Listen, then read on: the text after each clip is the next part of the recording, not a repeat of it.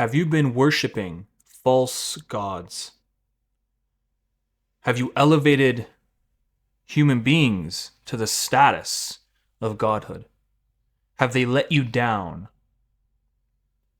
Have they made you see something within you that perhaps made it so that you elevated this individual to that status? I'm here to say and pass on that if there's anything within you that you have not contended with, and when I say within you, I'm talking below the unconscious mind, or I should say below the conscious mind, where memories and traumas and emotions fester and create emotional knots that can get charged and hijacked by archetypal energy that's been around for thousands of years.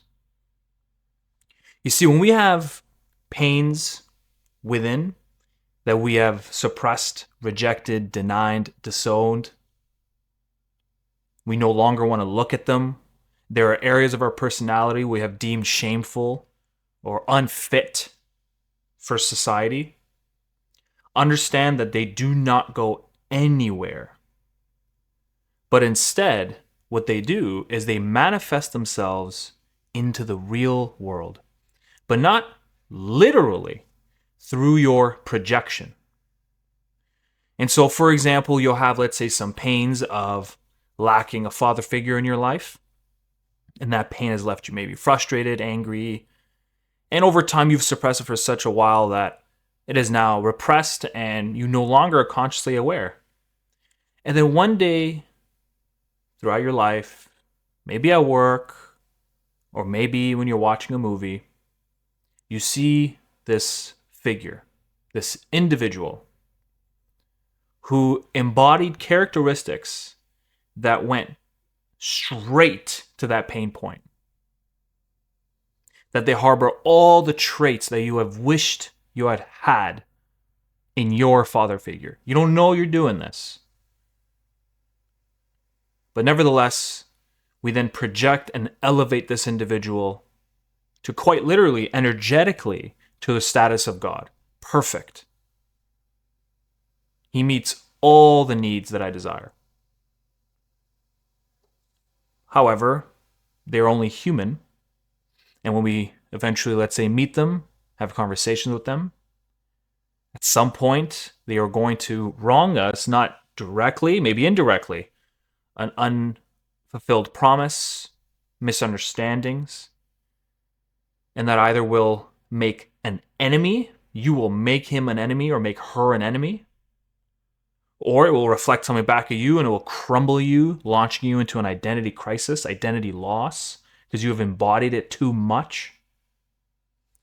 Or you can have the experience of you meet somebody that reflects things within you that you were rejecting. Because they reflect that, you do not like them. They are a threat. And perhaps then we mask on top of it. We don't like the way they dress, the way they talk, their ideologies. But it could very well be there's something within that individual that is causing a direct connection to the pain point within in your unconscious mind that we do not want to contend with. And therefore, that person is public enemy number one. And I'm sure if you look around and the world, you can see that happening right before your eyes. If you reflect honestly within, you can see you've done the same as well, and I've done the same. Every client that I've worked with expresses the same exact thing. It's a very common, natural thing. So what do we do to actually see the world as pure and as authentically as possible? Well, you have to look at yourself as authentically as possible. What does that mean, though? What that means is the aspects of you that you have been avoiding and neglecting must be brought forward to make a conscious awareness of their existence. You have to bring it forward. You have to contend with emotions that tend to stick around, like anger, resentment, bitterness, revenge, sadness, depression. Why are these lingering? What story is behind it? What loop am I stuck in? Because as we bring it forward and see it for what it is and accept it for what it is, it will slowly lose its grip over you. You will no longer feel charged with energy, with emotion that blinds your judgment and makes you create a bad environment for your family, a bad environment for your friends, making decisions about your future that you otherwise would not have made, but you were possessed under this force, this energy. The pain point is so strong, so repressed that you can no longer understand its personality and how it takes over. As you bring the unconscious into the conscious realm, you will be met with parts of you that you may not like.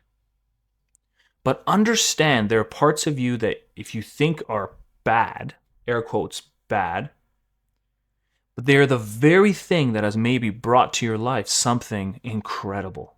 When you've harnessed the power of anger, when you've harnessed the power of people pleasing, perhaps we've taken it out of proportion and let people be doormats, let people walk all over us, or perhaps we've unleashed our anger on innocence, on things we shouldn't have. But before it gets too far, there's control, there is some level of power within our shadow.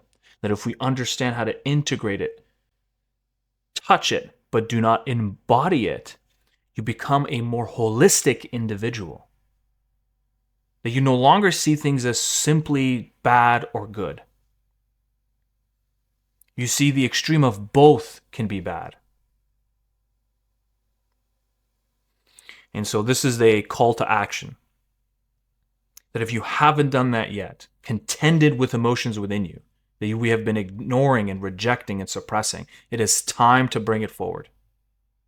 It's time to bring it forward and battle with it, quite literally. But understand the way to battle with it is through curiosity, adventure, love, compassion, but with a firm hand. You don't let yourself off the hook. You put enough pressure on yourself to deal with it, but then always know there's tomorrow. You can resume tomorrow. And the day after that. And the day after that, which is why I call it an ego-soul integration lifestyle. See, as we unpack ourselves, unravel, bring everything as much as we can that is in the unconscious to the conscious awareness, we are going to unlock a sense of power and purpose and meaning that you have felt before, perhaps you're familiar with, but it feels incredibly profound, almost like a revelation to your life. And you can touch it. It can happen for you.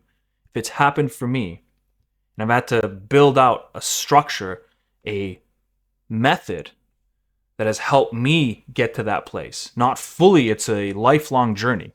By no means am I expressing that I'm there right now at 100%. There's no chance. But it came a long way from my years of identity loss and identity collapse.